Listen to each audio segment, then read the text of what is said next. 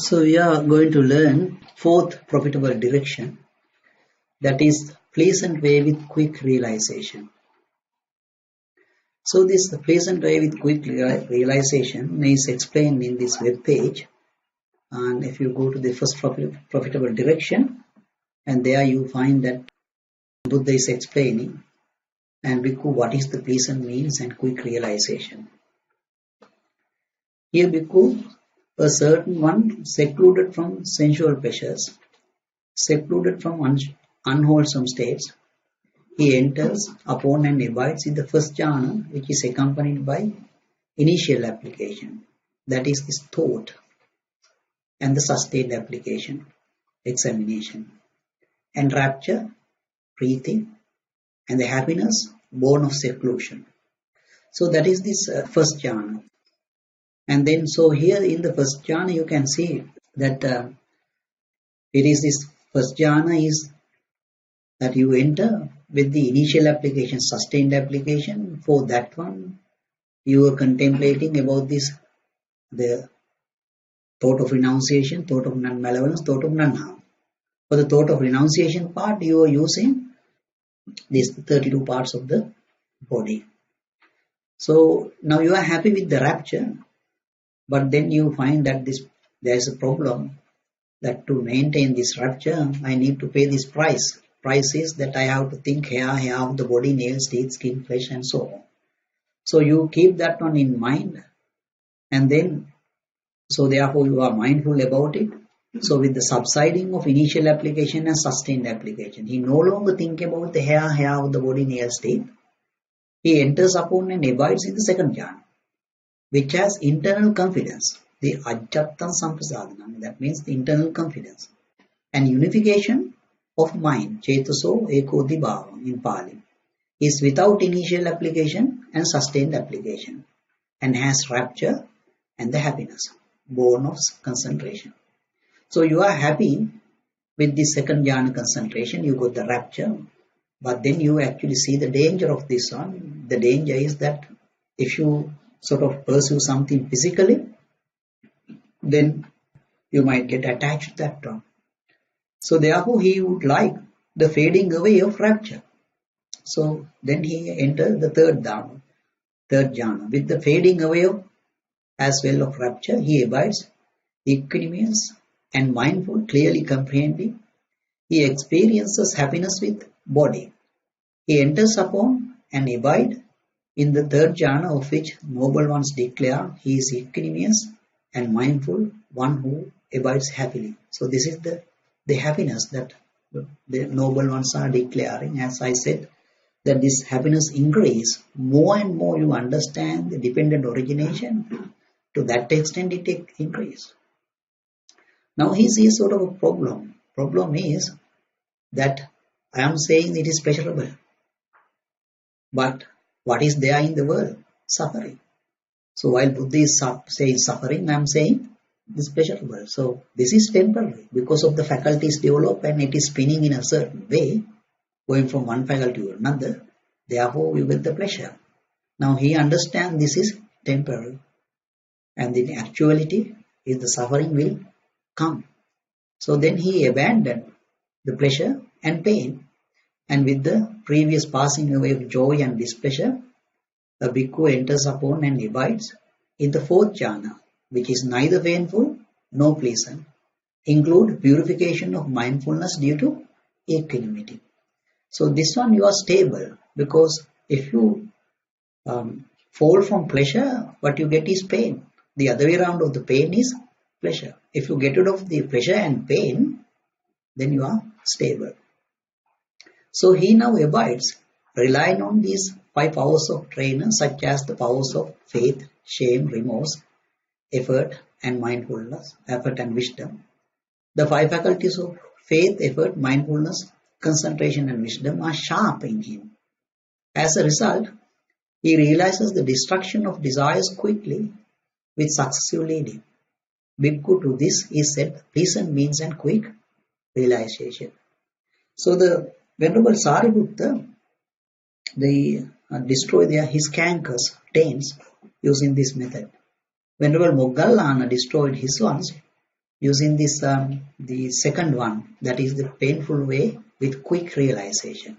Why is it called painful way over there and why it is pleasant way over here? You see, these are volitional formations or sanskara. The jhana concentrations are sort of constructed. So the volitional formations are sort of pleasurable compared to the feeling. One good example is the carpenter.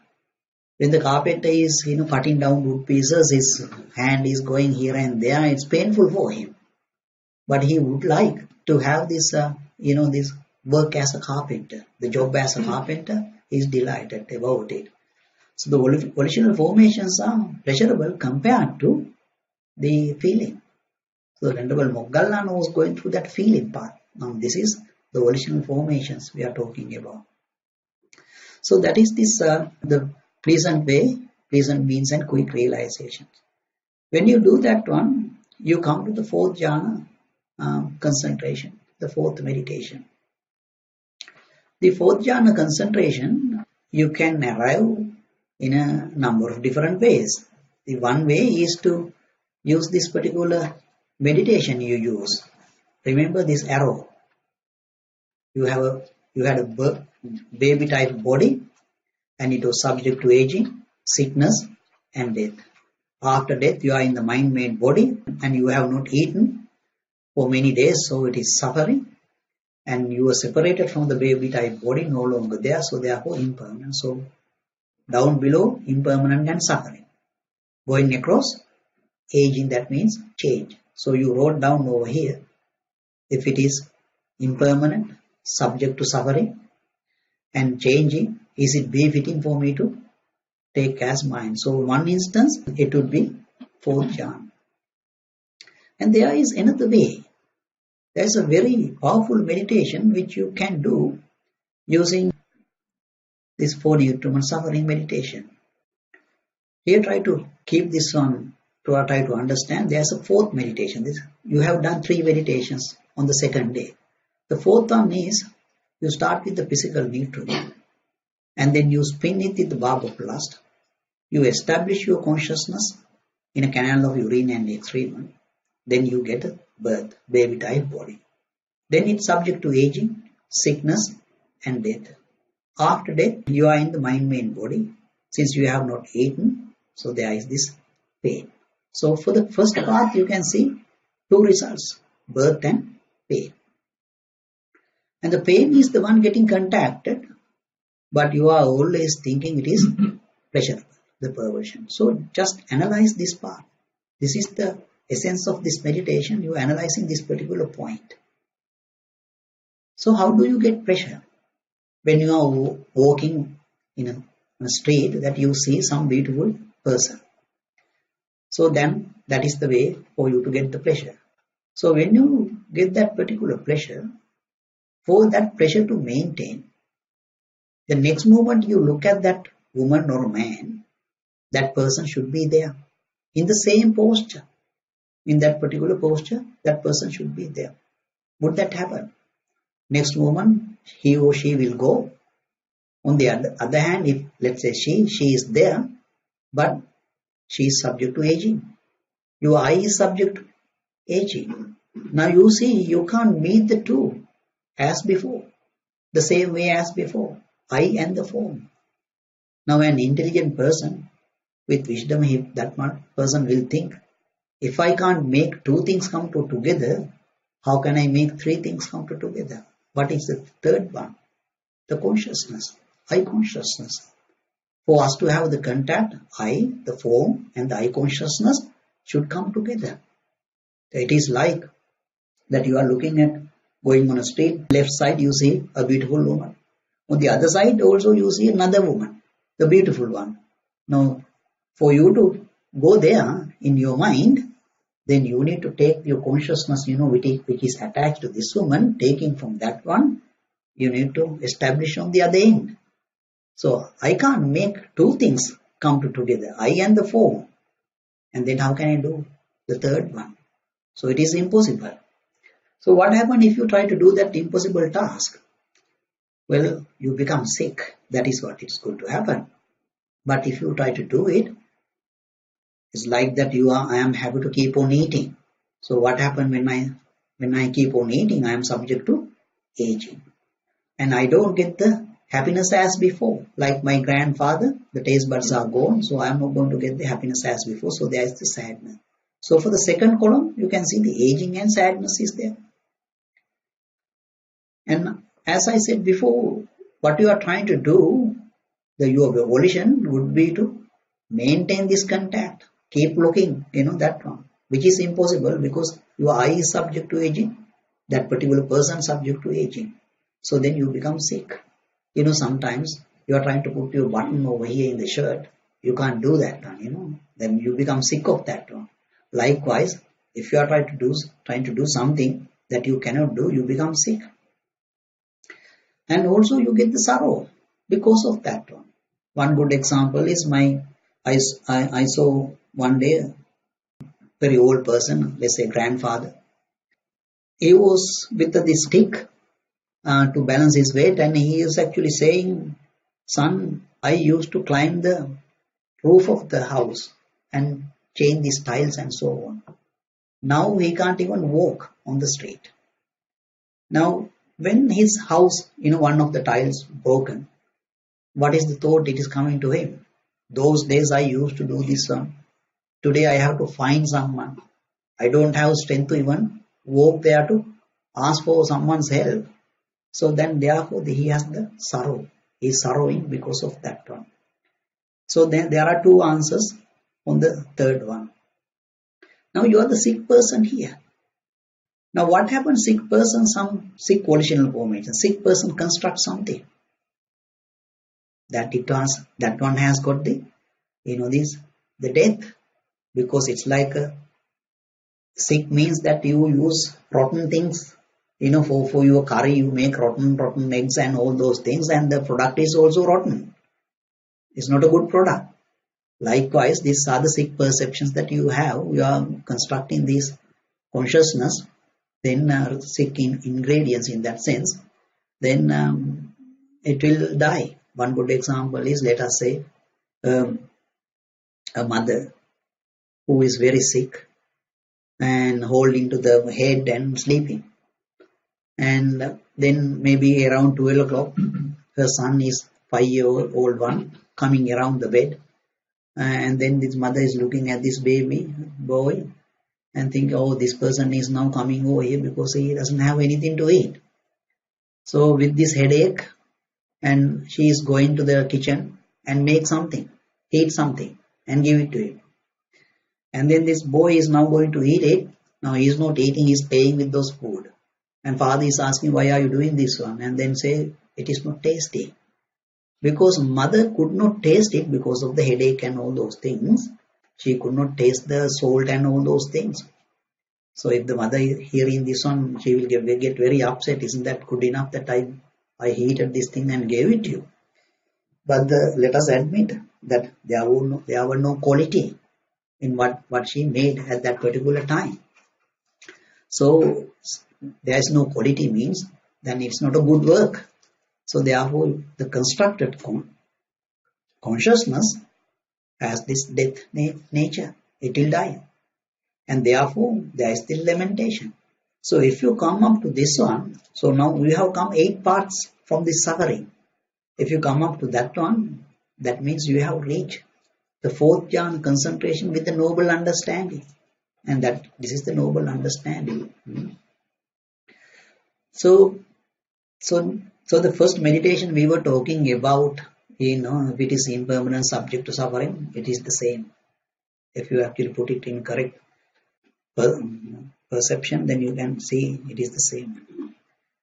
So now you have come to this the 4th jhana, concentration. From the 4th jhana, concentration, then you come to mindfulness regarding the doctrine. It's called Dhammanupassana.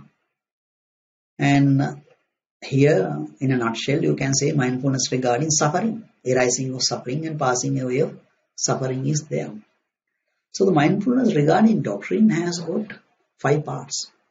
In the Satipatthana Sutta, Buddha explained those things.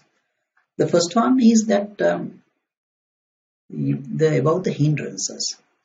Remember we learned yesterday the sensual desire, ill will, sloth and torpor, restlessness and worry and doubt. So you are meditating upon that one in Vammika Sutta.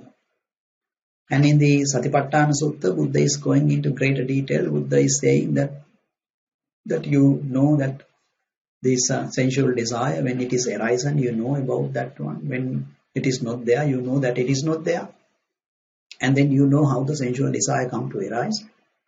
And you know how the passing away of sensual desire. So, and then also you know how the abandoned sensual desire will in the future not come to arise at all.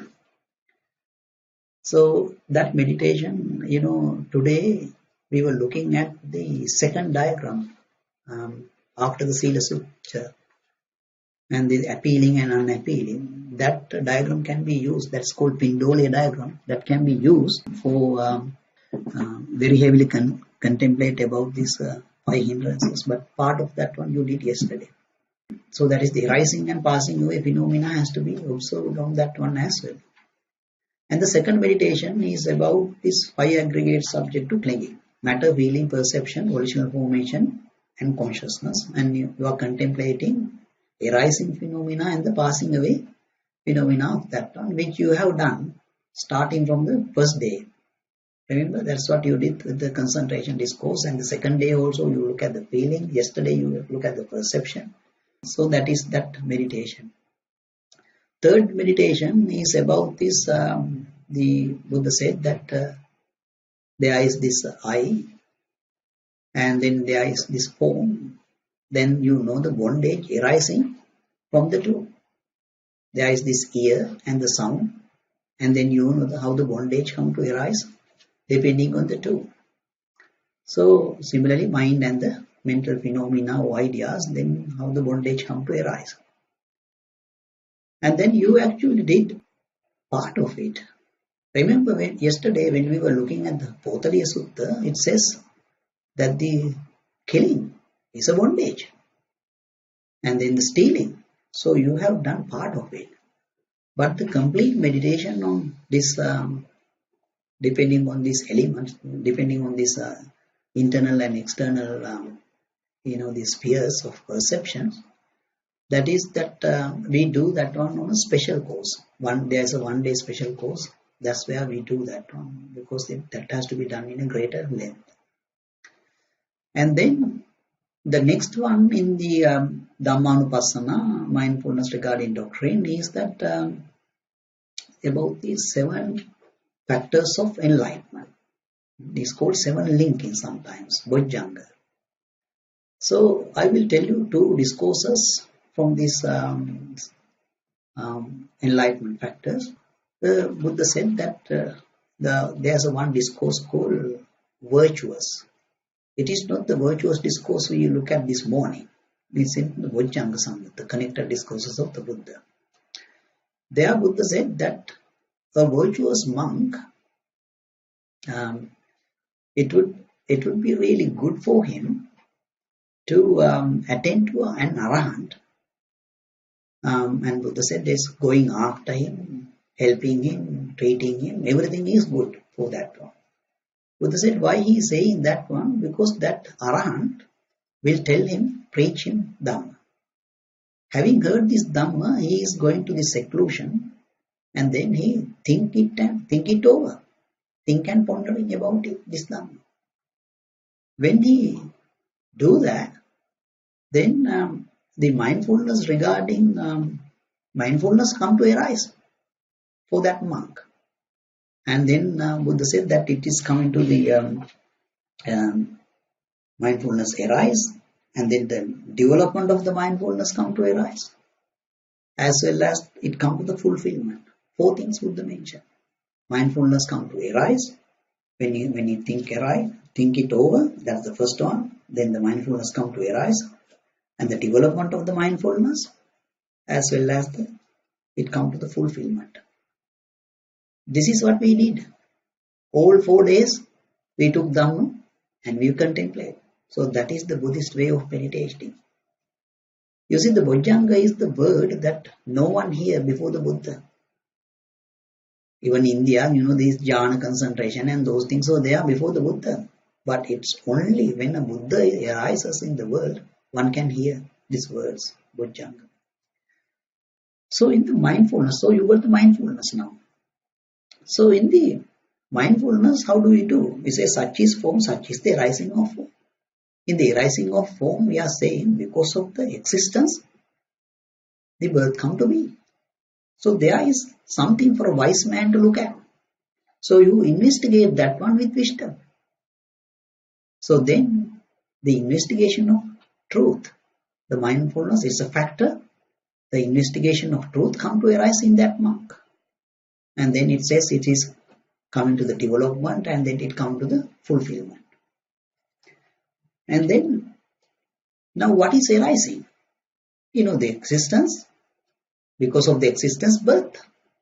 That birth is suffering.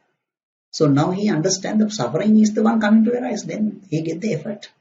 When you are trouble, you are living in a trouble area, you want to get out of it. Like a worm in the cow dung scenario, you want to get out of it. So suffering is the one arising. So the mindfulness factor, that is this effort, come to arise. And then it is come to development and it's come to fulfillment. Now he got 3 links now. Mindfulness, investigation of truth, and then the effort. You see, when you have the effort, the first effort, remember that we want to get rid of sensual thought, ill thought, harming thought. When someone has got the effort, he does not need to think, let me have the pleasure. Let me have the rapture. It is part and parcel. Because it's a Dhamma, something called Dhamma Niyama, some sort of a law that says if you have the effort, then you get the rapture. So then the rapture come to arise and then it get developed and then it come to development, fulfillment. So now we have 4 factors. Mindfulness, investigation of truth, and then you have the effort and the rapture. You see, when you have the rapture, then you can see, let us say that you are sitting down on this chair and then it is painful. Your backside is painful, So you feel like getting out. But if the rapture is there, you feel like staying here. So then you have the bodily tranquility. I don't want to go. I am happy here. Why are you thinking about going? Because you are looking for a comfortable chair, comfortable seat. In other words, your consciousness will be scattering around, the objects that you can think of, that which will give me some sort of a happiness. But if you have the rapture, you are inwardly composed. I don't have to go anywhere. I got the happiness over here. So then you get the tranquility of mind. So you get the bodily tranquility as well as the mind tranquility. So that is called passaddhi, the tranquility in Pali. So the tranquility is there and it is come to the development and come to the fulfillment. So we got 5 factors now. So when the mind is inwardly composed, because his consciousness is inside now, it's not going outside, not looking for anything. So your mind gets composed, then you have the pleasure. Because of the pleasure, you get the concentration. So that is the 3rd jhana concentration, let us say, that you are actually having at that particular time. So the enlightenment factor of concentration now established, and then it's come to development, and then it come to fulfillment. And then when the concentration is there, let's say 3rd jhana concentration with the pleasure, then you think that this particular pleasure is temporary thing. As before we discussed, what is there in the suffering. So this one will pass away and then actual suffering will come. So then you get the equanimity.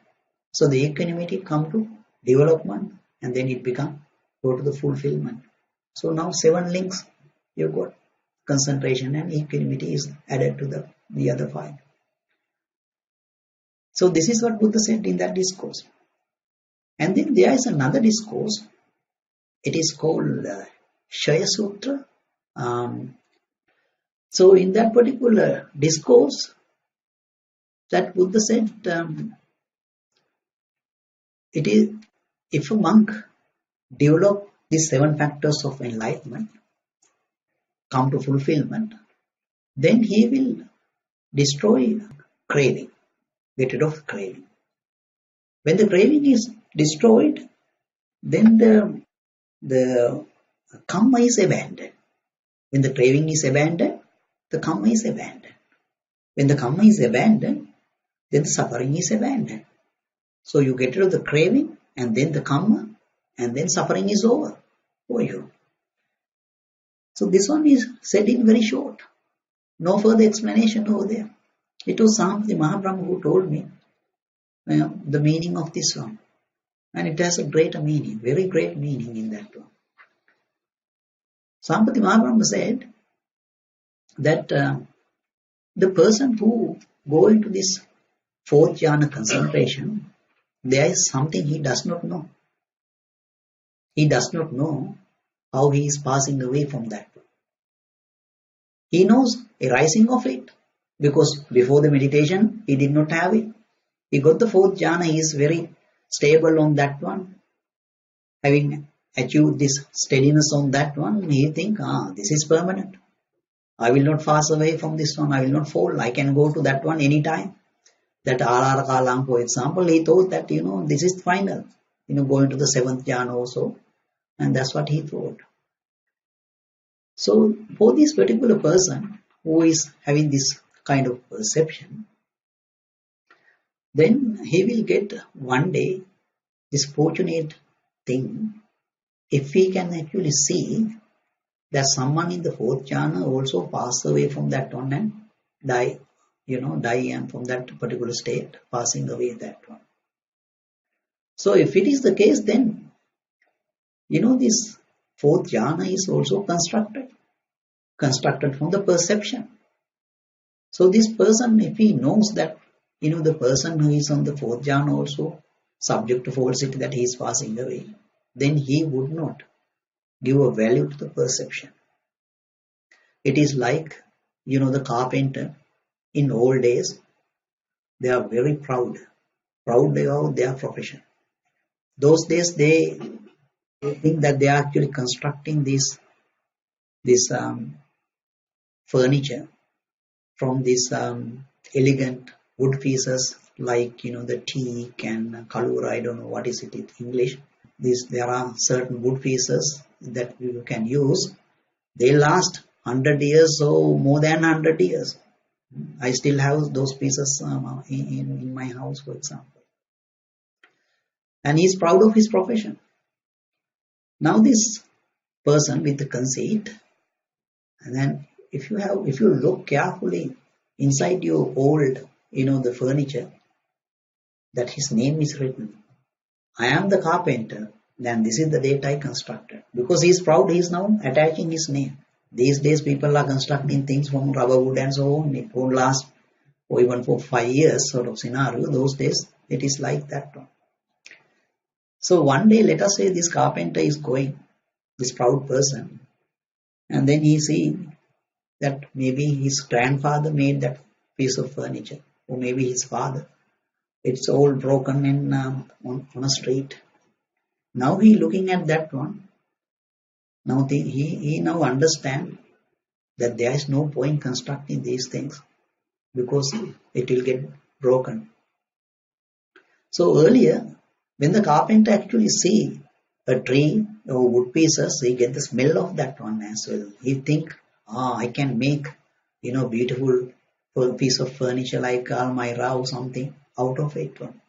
Now what he says, there's no point constructing from these things. It will be broken one day. So compare the perception of the person who attained to the jhana concentration, perception as the wood piece. What he constructed is that the table or whatever thing he constructed is the jhana concentration person's jhana thing. So now this person is now no longer giving a value to the perception. You see, from the perception, by giving a value to the feeling, you get craving. It's like that you are actually multiplying the feeling value with the perception value so that you can get the craving value. Now, this morning you learn the feeling is like a water bubble. It does not last, very tiny thing, little thing. So that value is very small. If your perception value is also very small, like 0.000001 sort of thing, the answer when you multiply the two is also very small. So that means you are getting rid of the craving. Craving is diminishing. From the perception you construct, you get the volition. Without the perception, you don't get the volition. So there is this discourse. Well, it's in the Patipada. This is one of the knowledges of the Buddha. Buddha says that if someone is away from perception, not giving a value to perception, then he will get away from the volition. When you get rid of from the perception and volition, then you are turning away from the consciousness. When you are turning away from consciousness, you are turning away from feeling and volition and perception both.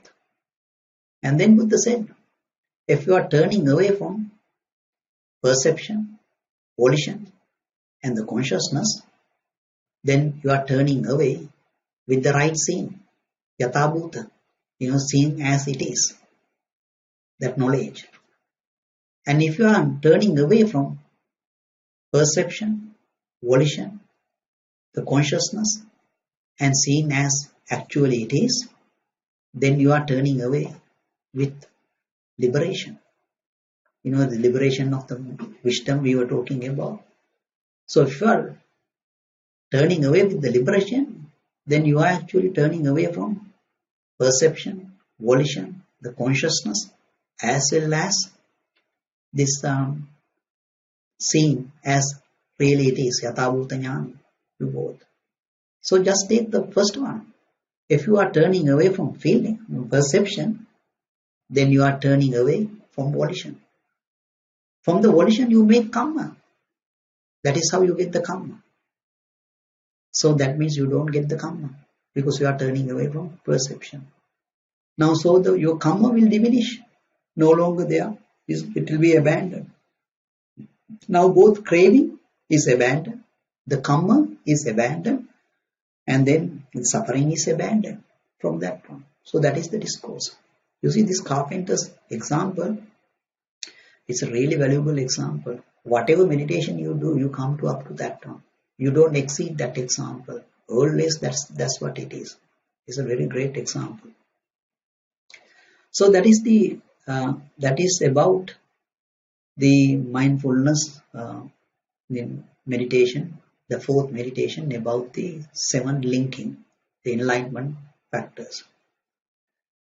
And then there is this, the fifth meditation is about the Four Noble Truth. And the last one in the Four Noble Truth is the Eightfold Path meditation, which you started on the first day. And until today, what you have been doing, have been doing the parts of it. That particular meditation, you are doing the parts of it. So this is the final part, of that one. So this whole mindfulness we are talking about, not only the Dhammanupassana, not only the mindfulness regarding the doctrine, the whole mindfulness, complete Satipatthana can be represented using 3 things. That 3 things is, if you take carefully to your mind, the first one is the physical nutriment. So this is number 1. And the number 2 is, remember I was talking about there is some sort of bridge from this self to the permanency. The one you go to buy a car, remember that? So that bridge. So that is number 2. From the self to the permanency. And the number 3 is the bridge between birth and aging. That is number 3, birth to aging. Those 3 things represent whole of mindfulness. That is the cleverness of this, the beings in Arahants in the Akanita Brahma realm. They can say from these three words the whole Satipatthana Sutta. Satipatthana Sutta is really big, but if you know what is the content and if you analyze it, yes, it is so. So then you start with this one. You start with number 3. It is birth to aging. Now you have subject to aging. And then what is next you are going to get? This sickness and the death. If you are dying, is there any permanency in that case? If there is death, no permanency. So then the bridge between the second one, here you can see the self to permanency will collapse because no permanency here. Then what I am holding? I am holding only this one. I am holding as a self this physical nutriment. You come to understanding there's nothing I am holding just the physical nutriment. And when you come to that one, then you think, remember our meditation will come up to death and lamentation to go into the 4th jhana. So now focus on the 9th term, that is distress. Can I live with this physical nutriment? You see, previously I had a body, then it is gone and that's why I got a new one. And this one now subject to aging and I am go to sickness and death. So I can't live with this one either. Now if I make another one in the future, it will be the same. So that means I can't live with this physical nutriment. Since I can't live with that one, then you throw it out. Because you are tired now. The distress is there. You are so tired that you are trying to get those things and then you actually see this particular picture and there is no way for me to live with this one. It will be the same. What I am holding is physical nutriment as the self and there is nothing that make me live in that case. So then you throw it out. What will happen when you throw it out, the physical nutriment? You see, it is like that. Let us say that you have a chair in your house and it is broken. And normally husband say, I will fix it. So he take a wood piece and attach to the broken side. Then you sit down again, the other side will make a noise, charas, and then he say, I will fix it. He put another wood piece. And then backside or somewhere it is going. And then eventually you can see the husband, he realizes himself, it's not a chair anymore, it's just a wood pieces here and there. So he said, I can't live with this one, and he throw it out. So what will happen when you throw out the physical nutriment? Rupa, form. What you get is the formless sphere. So you are reaching the 5th jhana or beyond that sort of level. Now think, if you want to have the skill state of the mind, the 10 skill state of the mind, remember Metta Sutta we were discussing? What is the best place to do that one? The space is infinite. You see, in the space is infinite, there is nothing to steal, nothing to kill. So that is the easiest place to do that one. So this is what over here. You see, you do the mindfulness regarding the doctrine, and then you look at the 1, 2, 3 scenario, and you throw it out, the form, then you get the formless concentration. So here you are in the formless concentration. So here it is worth that we writing down this mindfulness regarding doctrine. Mark that one in your diagram. You see that diagram you were looking at little while ago. This particular line, going from sense of shame to fear of wrongdoing, that is mindfulness regarding doctrine, Dhammanupassana. So you can write down mindfulness regarding doctrine over here.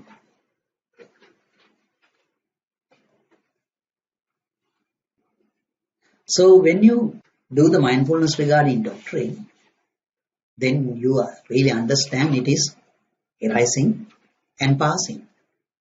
So you know the arising phenomena and passing phenomena, and then you know that what is arising is suffering. So when you know that one, then you get the faith. There is nothing more than just arising and passing. So you know the suffering.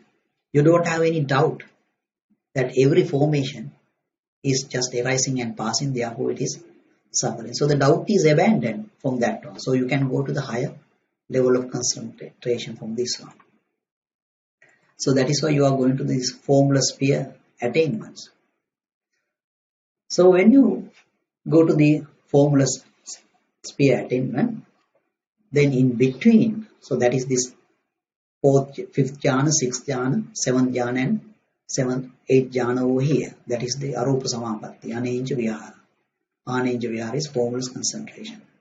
Between this one and the fourth right endeavor, right effort, you get this gatha. The gatha you learn, the second you are meditating on this gatha.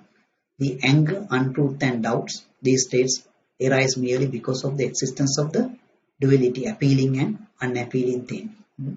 So here we say the doubter trained himself by way of knowledge path to understand these states. So remember there were three kinds of training. The trained by higher morality, that is householders should have 5 precepts, and if you are following through the eightfold path, then you got to have not only lying, you need to refrain from harsh speech, slander and frivolous talks. And if you are going to have the right livelihood, quite a lot of virtue should be there. A monk should be practicing that one. And then trained by higher thought, adhichitta siksha, that is first, second, third, fourth jhana. That's where we started this meditation, isn't it? Here we were talking about the fourth jhana, concentrations. And then trained by higher wisdom, adhipanya siksha, that means you should know the arising and passing away phenomena, having contemplated according to the concentration discourse as in the first day, and then you have this noble understanding. Yes, it is because of the existence of the craving, because of the existence, the birth come to be. With the cessation of existence, the cessation of birth, that noble understanding should be there. So we need to write down 5 words here at this particular spot. So let us write down the 5 words. That is, the first one is saying resolve faith upon training.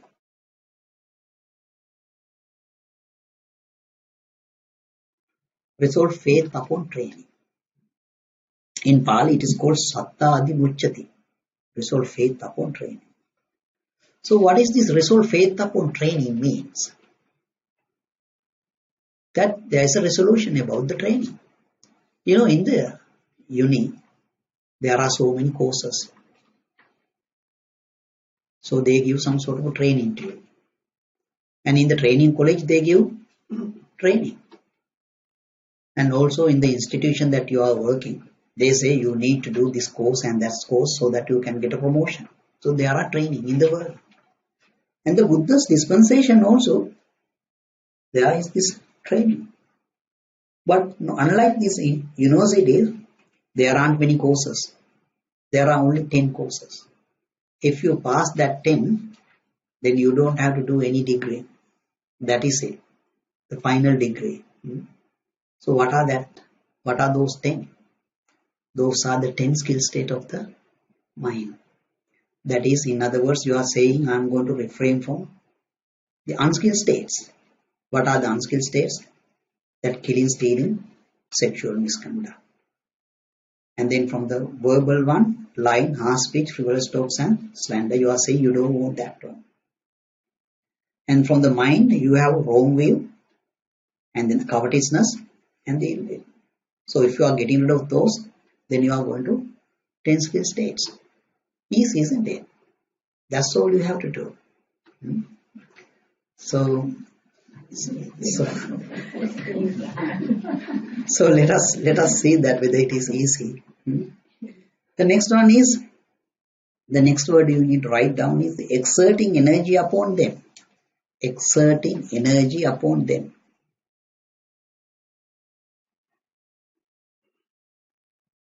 In Pali it says Viryam Paggam Hanto, exerting energy upon them. Then, what is them? Them means those courses. So that means I need to put energy to somehow pass those courses, isn't it? So let us see whether we have that energy. Let us say you have a baby. The baby is sleeping in a cot, and it's a good time for you to go outside and take some vegetables are there outside. So you take some axe or something, go there. There's this something called katarumurunga type thing, some sort of a leaves that you are eating. So you cut it. You come back inside the house, and by the time that you see, there's a snake inside the house, wrapping around that cot, and this that it says now going to bite this baby. What do? You have got the axe or knife or whatever thing it is. You can cut the snake. Or do you do that? But if you do, then you fail the course.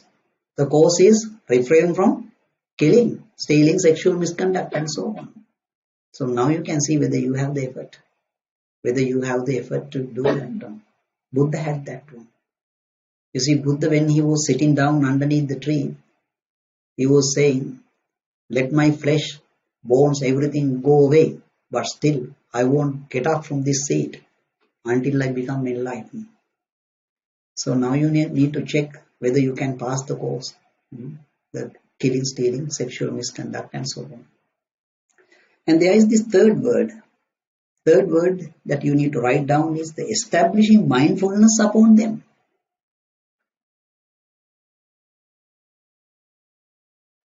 Establishing mindfulness upon them.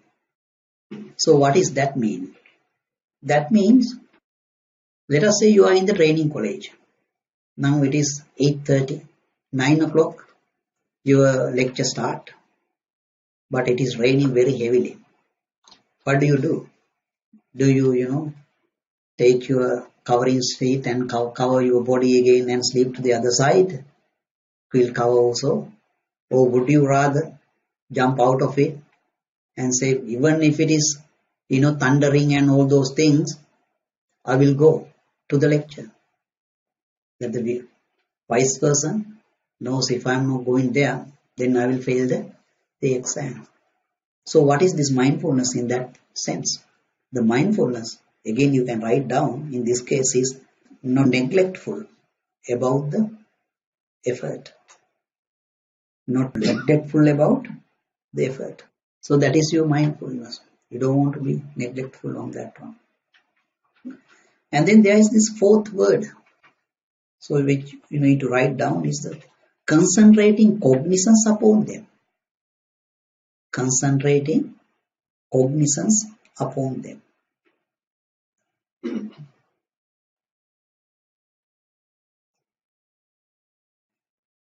So what does that mean? That means it is like that, let us say consciousness is another person. So now you are saying, come, let us not do this killing. Or else you invite, come, let us not do stealing. So in other words, you are making it concentrated, your mind, not to do killing, stealing, sexual misconduct, and so on. That is the concentrating. And every day you are actually saying this one. In the when you are meditating, before the meditation, you are saying, I am refraining from this killing, stealing in the precepts. So that is the concentrating cognizance upon them. And then there is this fifth word which you need to write down, is the understanding them with wisdom. Understanding them with wisdom. But for you to understand what it meant by this understanding them with wisdom, you sort of have to have an idea about this Girimananda Sutta. Girimananda Sutta has got 10 perceptions. It has the perception about the impermanency, perception about not self, and also it has the impermanence about this the foulness, the 32 parts of the body meditation, and then it has the perception about the danger. The danger is that we get this eye problems, ear problems, nose problems, sicknesses, 48 kind of sicknesses. And then there is this perception about this abandonment. So here you want to abandon your sensual thought, ill thought, harming thought, that one. And then there is this sixth one as the perception of detachment. Here that you are saying that it is really good not to have this lust sort of thing, and it's fading away of that one is good. And there is perception about the cessation. Now here you are saying it would be really good to cease the lust. And then there is this, the eighth one is the distaste for the whole world, which we learn. And the ninth one is the impermanence in all formations. Again we did that one. And the 10th one is the mindfulness regarding this breathing meditation, where that one has got 16 parts. People do not know about mindfulness regarding breathing. They think, inhaling and exhaling, and they are doing it wrongly. So it has got 16 parts. It's a very heavy meditation and very difficult meditation. People do not know that what they are supposed to do in that meditation. And a prudent person would be thinking, why Buddha mentioned 9 before the mindfulness regarding breathing? Because you need those 9 to do the mindfulness regarding breathing. So by developing these 10 perceptions, what do you develop? What you develop is the wisdom, some sort of accumulated wisdom. In all aspects you see, either it is suffering, or it is impermanent, or it is foul nature, or it is the abandonment, and all those things accumulated and some sort of wisdom built up. So the understanding them wisdom means, with such wisdom, you look at each perception. With the accumulated wisdom, you look at the impermanency, suffering, and that one, individual perceptions. So it's a really big thing.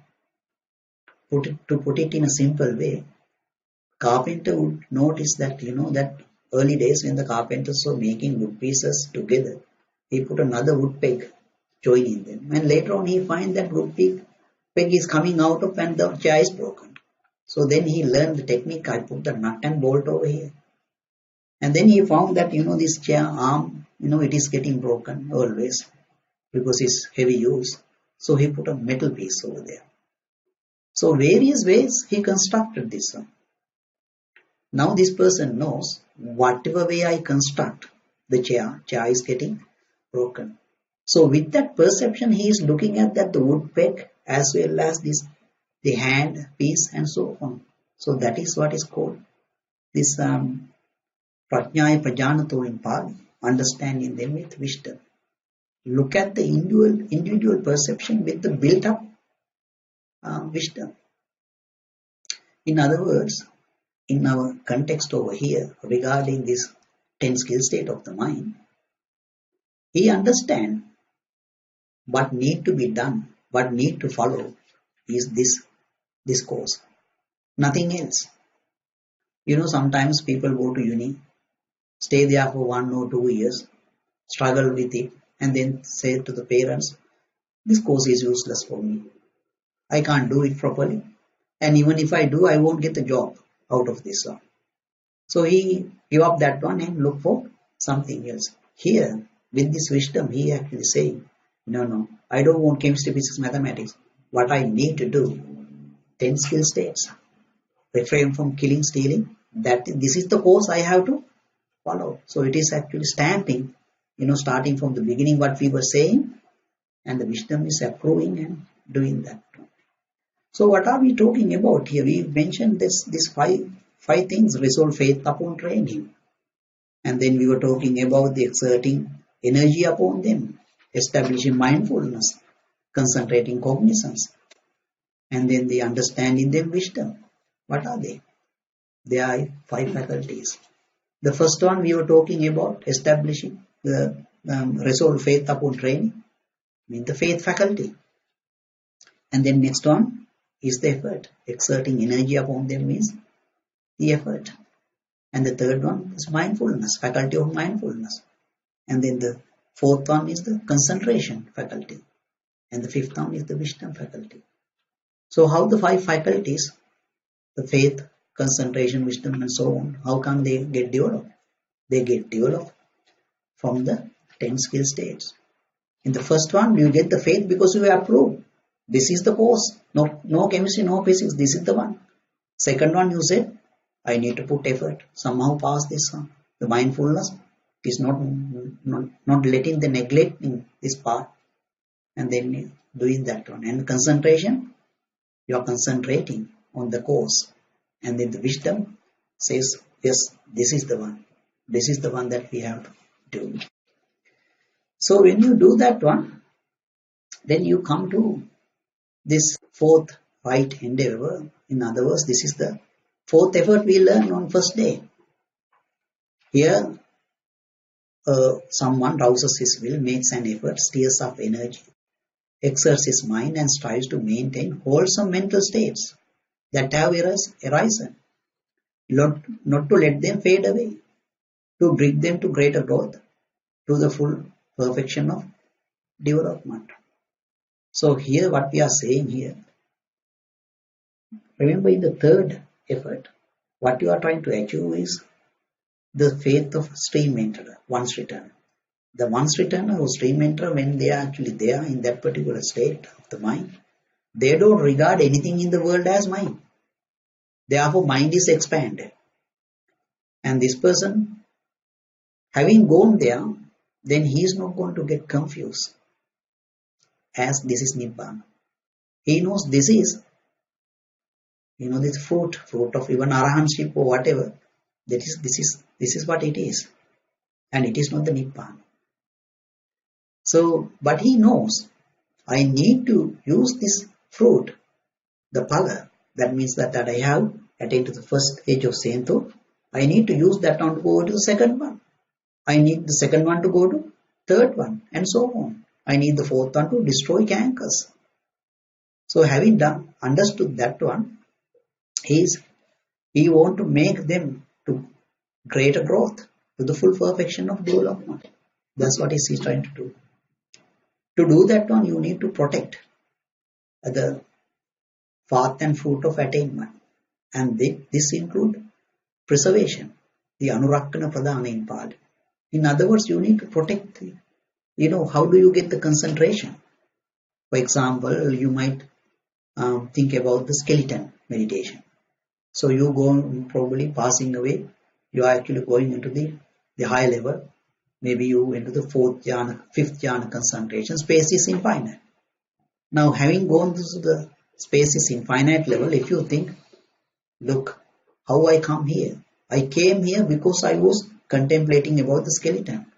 But now, out of gratitude or whatever, if you think about the skeleton, what will happen? You will fall from the fifth jhana to the normal 1 to 4 jhana. Over there, in the fifth jhana, what you need to do, like this Daduto Punyangata, you need to think, this is not what I want. What I want is Nibbana. So you need to protect in that way. So now, there is the problem came to my mind. The problem, what is the problem? Here you can see we were talking about, with that 10 skill state of the mind, that we were talking about the faith, effort, concentration, wisdom and so on. And now we are talking about one, only effort. Why 5 coming down to 1? So I asked this question from Sampati Mahaprabhu. You know what he asked me? He said, what would you do if your mother passed away when you are small? What do you do? Do you die with her? Or do you live? You live, right? So in other words, what is meant on this one is, the mother passed away means you are separated from the form. Now you are in the formless sphere.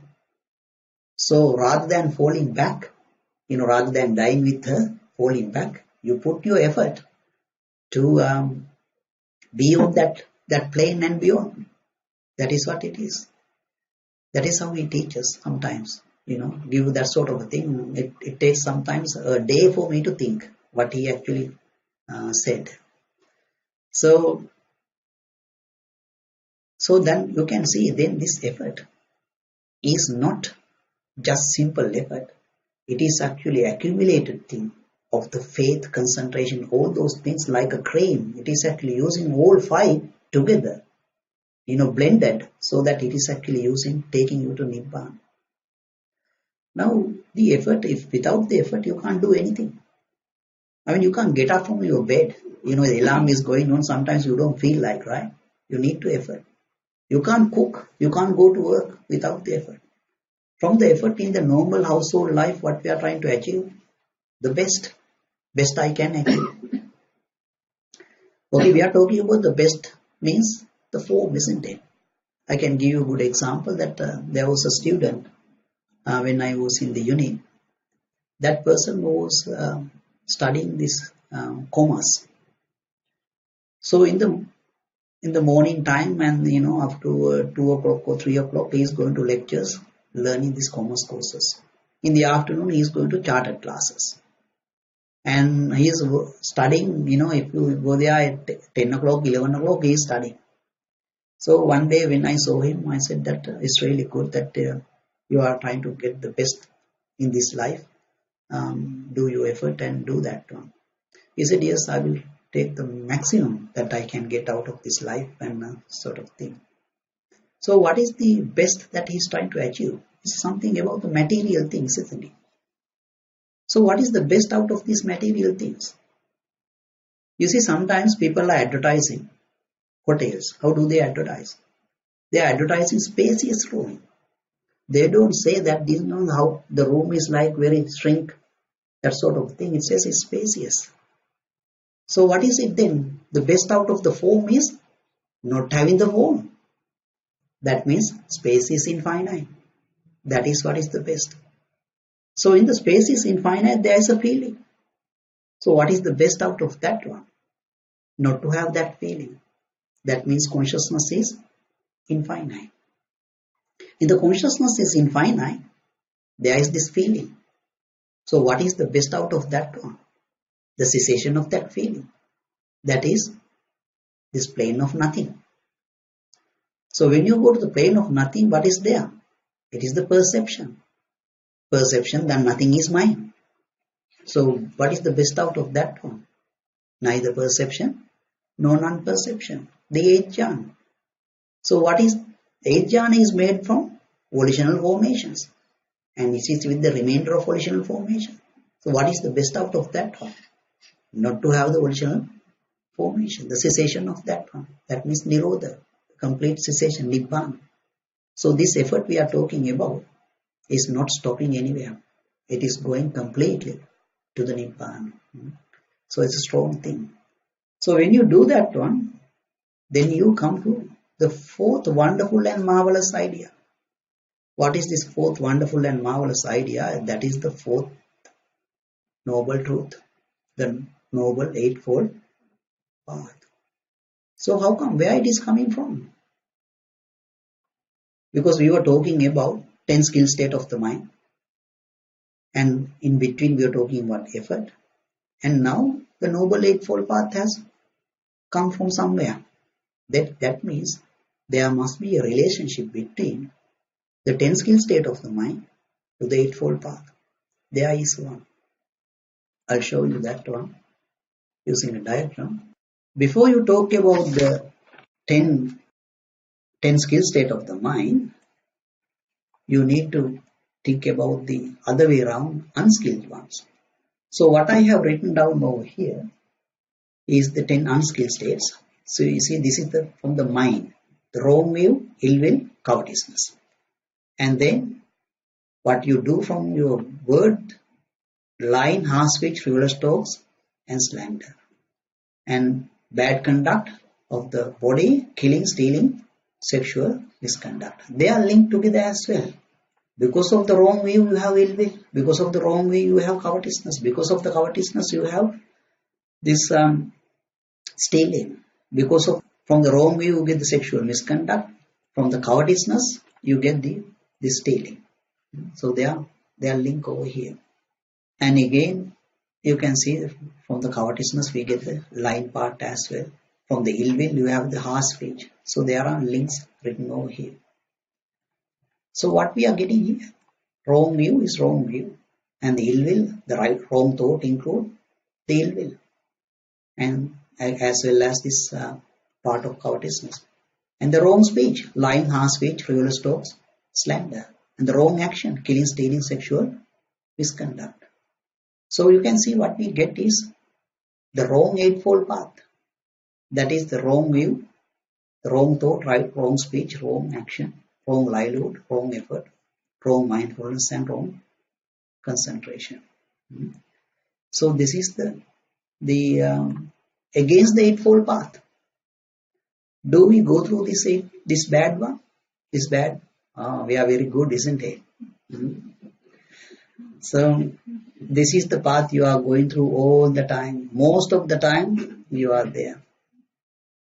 You see how many of you, how long do you meditate for a day? Some people 0. Some people sort of half an hour for a day. Now you see when you are meditating even over here, first 15 minutes is the best, isn't it? After that you are going wandering here and there. First 15 minutes, the best. You see your attainment, even the noble attainments comes within the first 15 minutes.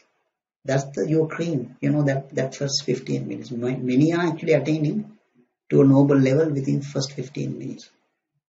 So let us say that in your house, in your home, that you are meditating, and the first 15 minutes you are doing this one well, and then second 15 minutes you remember, did I give food to my dog? So that thought comes up. So where you are going? You are going in this particular path. This is the wrong view, wrong thought, wrong speech. Whenever you say that this curry is nice, there you are. You are in this path. So this is the path we used to go all the time. You see, arising of Buddhas in the world is very rare. Very, very rare. You see, in the Akanita Brahmarela, this Mandaladipati Buddhapaya, the first one, this most senior monk over there, he has lived 14,312 great years. 14,000. For that particular time, he has not missed any Buddha, coming to earth. So that is 2,500 he has seen.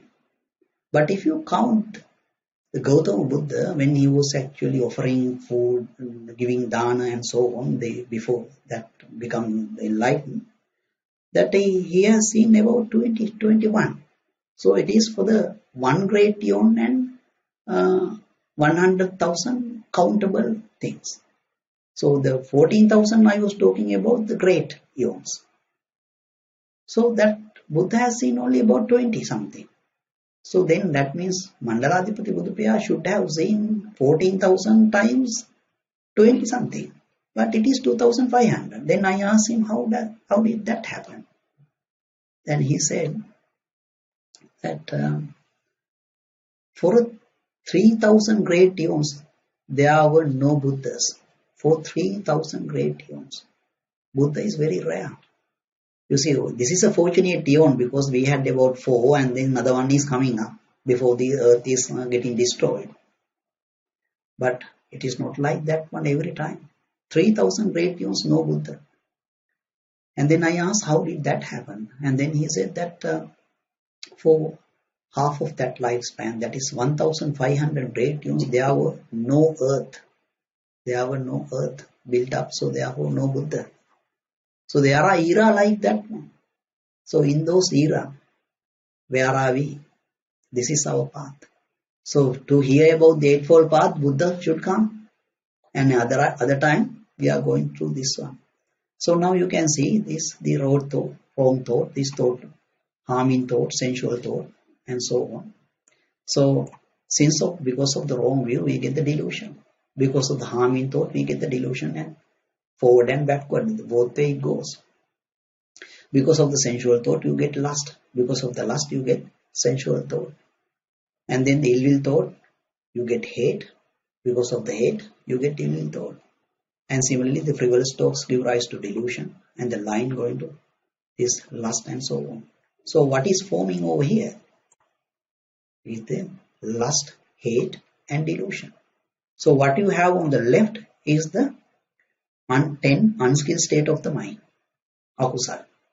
And what you have in the middle is the wrong eightfold path. And then what you get is lust, greed, and lust, hate, and delusion. So there is the one opposite to that one as well. That is, this you can see, as opposed to the wrong view, we have right view. As opposed to the ill will, we get non-ill will, or vyapada. As opposed to the covetousness, you get non-covetousness. And now you are refraining from lying, harsh speech, frivolous talks, and slander. And you are refraining from killing, stealing, sexual misconduct. So some people are asking, no, I am not going to kill living beings, animals. What should I do? Should I give them food? That is not included. Giving them food means that you are doing another action, another volitional formation. Here we are talking about ending of suffering, not accumulating merits and going from birth to birth. Some people get confused. They think, okay, that if you are not killing, then what you should do, that you are should be giving food. No, that is not included. That action is not included. You simply refrain from killing. Don't dig, don't plant, that sort of thing. So they are linked as well. From the right view, you get the non-ill will. From the right view, you get the non-covetousness. So if you have the right view, you are refraining from sexual misconduct. If you don't have the covetousness, then you are refraining from stealing. Those things are there. And again, the links are there here. From the non-ill will, then you are going to non-hate. And from the right view, you get the non-delusion, amoha. And also from the non-covetousness, you get non-greed. So what we are having over here, from the 10 skill state of the mind, what you get is this non-delusion, non-greed, and non-hate. So it is in the Pitakopadesa, it says, in the eightfold path, the right view and the right mindfulness is coming from this root, non-delusion. It is stemming from that one. So that is right, isn't it? Because you can see in the right view, we are saying suffering, cause of suffering, the cessation of suffering, path lead to the cessation of suffering. So there is this arising and passing. If there is arising and passing, that means it is impermanent. So if it is impermanent, that means non-delusion. Again, in the mindfulness part, you can see, you are saying such is form, such is arising of form, such is the passing away of form. So there is arising and passing. Therefore, that is impermanent. Since it is impermanent, then non-delusion. Again, Pitakopadesa says, in the eightfold path, it is from the non-greed, the root of non-greed, that we get right thought and the right effort and then the right concentration. 3 things. That is also correct when you analyze. Right thought, what is right thought? Thought of renunciation, thought of non-violence, thought of non-harm. So if you are renouncing, non-greed. And when you go to the right effort, here you are putting effort to get rid of those sensual thought, ill thought, harming thought. So if you are getting rid of sensual thought, then you have the non-greed. And when you go to the right concentration, here aloof from the pressures of the senses, aloof from this unskilled states, that you are actually going to, with the initial application, sustained application, you are going to the first jhana concentration with the rapture. So initial application, sustained application is that the thought of renunciation, thought of non-violence, thought of non-harming. In other words, you are concentrating your mind not to have this sensual thought. So therefore, the non-greed. And these 3, the virtue path, right speech, right action, right livelihood, they are coming from non-hate. So what do we have now constructed? The eightfold path. So you can see to the left side, what you have is 10 skill states, for which you are saying with the faith, this is the course that I have to pass. With the faith you are, with the effort you are saying, I will pass it somehow. With the mindfulness saying, I'm not going to neglectful about this one passing. I will do that one. With the concentration you said, I will concentrate my mind not to have these wrong ones, to have the correct ones like right view, non-evil and so on. And the wisdom approves it says, it is not chemistry, physics, mathematics I should do. I should do these 10. If you pass this exam, and that is the end of it. No chemistry, no physics, no medicine, whatever thing you have to learn in the future. Think about the trouble you had, learning, studying on those things. How much time spent? Sometimes we feel like throwing out the book, isn't it? You don't have to do this one if you pass this exam. So look at the Eightfold Path here. So that is the link. So that is the link. So then you can see.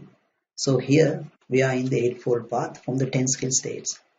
So when you come to the Eightfold Path, then you get the fourth determination. That is the highest determination for calm. It's called Upasamadhittana. The highest determination for calm, which we look at with the Yoga diagram. Remember that Daduto Punyam Pavadati, we were looking at that one. You see, here we are coming from the 10 skill states, then the non-greed, non-hate, delusion, and then come to the Eightfold Path. So before coming, I had the non-greed, non-hate, and non-delusion. Remember my example? There was a big rock, and then the air is coming from, moving from all directions, but the rock will not shake. So here, coming from the greed, hate, delusion, you are not going to shake. On the other hand, that fortress example I gave, you are inside the fortress. 3 enemies are trying to come, creep in. So these persons on those doors, guarding doors, they are not letting them come. Those enemies are greed, hate, and delusion. So if they come inside, then you can see there is a much trouble. They are fighting each other. If they are not there, the calmness will occur. So that is the determination for calm. Using the fortress example, it is easy for you to keep it in mind. And from that one, you get the concentration due to investigation. Here you see things as impermanence, suffering, and not self. In other words, you are approving for those, gods you are saying. It is really good that you do not let those greed, hate, delusion, those enemies to come over here. What happened if there was some sort of a soldier, the nutty soldier that he is thinking that I can kill anyone sort of scenario with his conceit? He would be saying, then you should have let them come in. I take care of them sort of scenario. But here, because of this Vimamsa Samadhi, concentration due to investigation, it knows that I am impermanent. How can I say, let them come in? As soon as that enemy creep into this one, I might die. I might die before I fight him. So that, the vanity should not be there. So the concentration due to investigation has got 2 enemies. The one is the conceit. The other one is the ignorance. Those are the 2 enemies. Conceit and the ignorance. So then, to get rid of those enemies, what you should do? So that is the relinquishment. Sabbanisag. Relinquishment of all. What is all? The normally one would be thinking, I used to think like all is chemistry, physics, mathematics, engineering, medicine, all of them put together. And there's a discourse, and it's called all discourse. And it says Buddha, the all is eye and the form, ear and the sound, the nose and the smell. So you can say eye, ear, nose, tongue, body, and the mind and the phenomena, ideas. Those 2. Buddha said, if someone says, I will declare the all apart from this one, then when someone questions, he would not be even able to answer. That is all. All those 12 things. So this is this Sabba Nisagga, relinquishment all. This is something called Sukabhagena Dhamma. In the other words, that it gives you sort of pleasure, happiness sort of thing. And that has to be looked at starting from the first path. Remember in the first path, the first patipada we learned the yesterday morning. The first one we were looking at the painful way with slow realization. There, what was the ninth one? This is the ninth one in this list. There you had to restrain for faculties. So if you are restraining faculties, then you are not letting your mind to go and hold into the form, because you are not going to look, you are not going to lend your ear. So there is happiness because of that one. And then the second one, the painful way is quick realization, then you are using the four spiritual powers, Iddhipada. So that remember there were enemies for the concentration due to mind. To get rid of that one, you are using these spiritual powers, so that you cannot go and hold the feeling. Normally you are reacting to the feeling, so you are not going to react to the feeling. In the third one, you have not learned that one, but you learn the Bojjhanga today in this meditation. So remember the carpenter is not actually now treating the wood pieces, he is not giving a value. So in other words, this person who is going to the jhana concentration, Bojjhanga, is taking you to the upekka, equanimity. That is the seventh linking of that one. So when we have the upekka, equanimity, then you are not actually giving a value to the perception. So therefore, mind cannot go and hold to the perception. So the third house we are losing. And now what it remains? Only the volitional formations that is constructing consciousness. Now if you are giving up all, then you don't let any volitional formations to the consciousness to hold into the volitional formation. Now just imagine that example where you are inside the fortress. You did not let those people to come inside the fortress. And there was a calmness over here. So if no one is coming, no enemies are coming inside the fortress, then what are you protecting? You're protecting the original formations of these people inside the fortress, isn't it? Now just think, if there is some sort of experiment in your garden, would you make a big parapet wall and put the locks and so on, then you protect that one? You don't. The experiment, you don't want to protect the experiment outside, isn't it? So what is inside the fortress? The experiment. The people, with the experiment, and there is nothing. As soon as you remove your ignorance and the conceit that what I am actually protecting and holding is the experiment and urine and so on. And so you are not going to protect it. So you are giving up. That is the relinquishment of all the formations. Then when it is gone, one good example is that, if you tell an Arahant, I will kill you, he will say okay. Because there is no problem, because he knows there is nothing to protect over here. So then you reach the measureless state of equanimity. So equanimity about all volitional formations. So then you can actually spread the equanimity at that level of understanding. So now this one is difficult, isn't it? Looks like difficult or easy. So, but it is not difficult. This is not difficult because what if I am telling you from one meditation you are coming from first, second, third and fourth? One meditation will take you to that one. Then it is easy. So what is that meditation? It is this one. Remember the meditation I was talking about, the fourth meditation that you can do. The physical nutriment. You are spinning with barb of lust, and then you establish your consciousness in a canal of urine and excrement, so you ended up with birth. You had a baby type body, you are subject to aging, sickness and death. And after that you are in the mind-made body, you have not eaten, so there is pain. So for the first one you got two, birth and pain. And the pain is the one getting contacted, but stupidly we were actually thinking it is pleasurable, foolishly we were saying. So you analyze that instance. When I am walking, When I see someone, then I get pleasure. If I am getting pleasure from that person, then to maintain that pleasure, that person, when I was looking, the same posture he or she should be there. And it won't happen because that person is subject to, that person may go away. On the other hand, even if that person is there, that person is subject to aging. My eye is subject to aging, so I can't meet the two, eye and the form. Then if I can't meet the two, then how can I meet three? The third one is the eye consciousness. I have to bring it from somewhere, establishing it over here. So the wise person understands that I can't do. So then I am trying to do impossible task. What happen if I'm trying to do it? Then you can see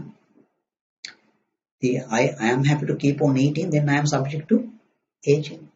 I don't get the happiness as before because my taste buds are gone. Then I get the sadness because of that one. Then I was telling that you are trying to do something, it is impossible. Then the result would be you get the sickness.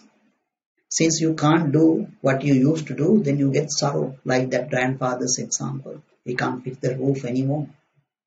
From the Sikhi perception, Sikhi thinks with the sickness that you actually construct this consciousness.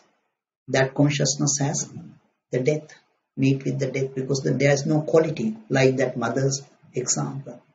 So then there is lamentation. Now you have come to the fourth jhana. Now you use those three things about the mindfulness. 1, physical nutriment. 2, self to the permanency. 3, birth to aging. Now you use this one, starting with number 3. Now I am subject to aging. What I am expecting in the future? Sickness and death. So if I am dying, is there any permanency? There is no permanency. If there is no permanency, now we jump into second one. So the self to the permanency will collapse. So then what I am holding? This just physical nutriment. So now you are here. We have done up to 8. Now you are in the 9th one, distress. Because now you have not eaten many days sort of scenario. Now you think further. The last time I had a body, I was fallen from that one. That's how I got this. These are now subject to aging and future sickness and death. If I construct something in the future, also it will be the same, nothing more. So I can't live with this one, physical need to. So then therefore you have the great distress. You remove the physical need to, throw it away, like throwing away the chair. So then you reach space is infinite. So now you are in that particular thing. You can see this diagram. You have come up to this one. From one meditation, you are in the formless concentration. And now you see this is the suitable place for me not to have killing, stealing. There's nothing to kill in. Space is infinite. Nothing to steal. No sexual misconduct. So the best place for me to have the 10 skill states. So now you go through those 5 words. The resolve, faith, upon training. So you approve these 10 courses. So when you approve the 10 courses, then you get these faculties develop: the faith, the effort, the mindfulness, concentration, and wisdom. And then those 5 becoming together, and when you come to the right endeavor. So now remember that my example about the spacious room example. So you can actually apply. Some people are actually meditating on that one as well. You see what you are trying to do here. When we say the best, that if you look at the best of the form is not having the form. Spacious room means that one. So that is the space is infinite. In the space is infinite, what we have is feeling associated with it. The best out of that one is not to have that feeling. Then you reach the consciousness is infinite. In the consciousness is infinite, you have the feeling. And that best of that one is not to have that feeling. That is plane of nothing. So you go into the 7th jhana. In the plane of nothing, there is this perception. So what is the best out of that one? Not to have that perception. That is neither perception nor non-perception. That is eighth jhana. In the eighth jhana we have volitional formations constructing the eighth jhana. So the best out of that one is not to have the volitional formation. That means it's cessation. So finally Nibbana is the best one. So this effort we are talking about is actually blending all the other four together, and it becomes stronger. And I want nothing apart from the Nibbana. It is actually taking you to Nibbana.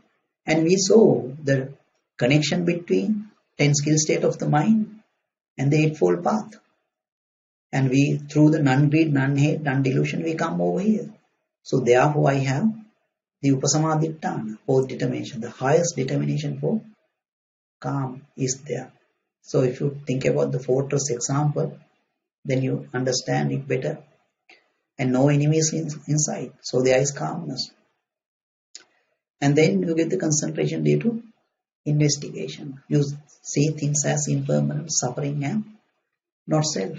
Now this person is now approving. It is good that you did not let those enemies come in. So then you have the relinquishment of all. When you are looking at this particular part, you need to think about the other ones as well. The first one, restraint of faculties. The second one, the four spiritual powers, so that you cannot patipada, so that you are not letting the feeling, adhering to the feeling. And the next one, you are not letting the perception because of the bojjhanga. And over here what remains is volitional formation. So now you throw out all the volitional formations, and then you get the measureless state of the equanimity coming from that one. So that is the meditation. So let us take sort of 10 minutes or so that you can take it to your mind, and then we will do the meditation.